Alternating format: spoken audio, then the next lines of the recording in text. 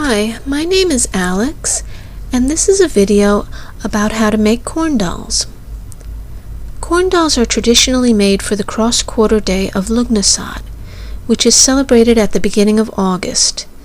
It's the first of the 3 harvest Sabbats, marking the time when the first fruits are becoming ripe, and we commemorate the harvesting of the grains, which are then ground into flour to bake the bread that we eat.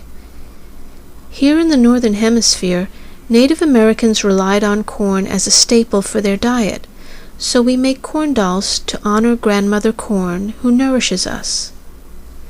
As you can see, they can be made in different styles and sizes, and decorated with bits of fabric and flowers and just about anything else you like.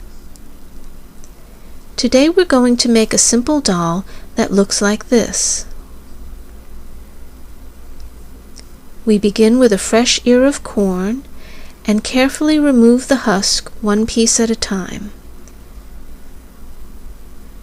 Take several pieces of the husk and nestle one inside the other to form the body of the doll. I use the rougher outer layers on the inside of the doll to give it strength, and the finer inner layers on the outside because they look nicer. Now take the pointed end and bend it back to begin forming the head. Tuck the sides in to make it look as round as possible, and position a piece of string or embroidery thread about where you think the neck should be. Place the doll face down on a hard surface, pull the string as tightly as you possibly can, and tie a knot to secure it. You now have the head and the body, and next we're going to work on the arms.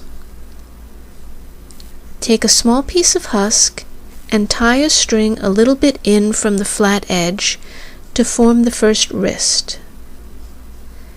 Now we're going to divide the husk into 3 equal sections so we can braid it.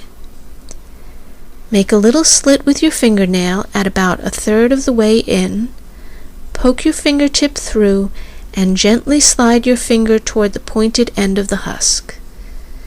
Do the same thing again at about 2/3 of the way in. You now have 3 equal sections and can begin braiding, just the same way you would braid someone's hair. When it starts to get too small near the pointed end, tie it off with another piece of string to form the second wrist. Now with a sharp scissor, poke a hole into the side of the body just below the neck and go straight through to the other side. Turn the scissors to open up the hole and make it easier to slide the arms through. Pull the scissors out, adjust the arms so you have an equal length on both sides, and trim the hands. Now we're going to make her dress from 2 more pieces of husk.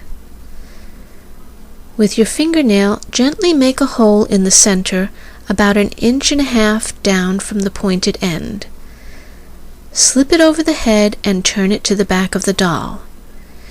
Do the same for the other piece, only this time turn it to the front of the doll. Tuck the tip in at the back, straighten out the shoulders, and position a piece of string at about where you think the waist should be. Again, place the doll face down on a hard surface, pull the string as tightly as you possibly can, and tie a knot to secure it. Then trim the bottom straight across and fluff out the skirt until she can stand up on her own. You now have a completed doll ready to be decorated in any way you like.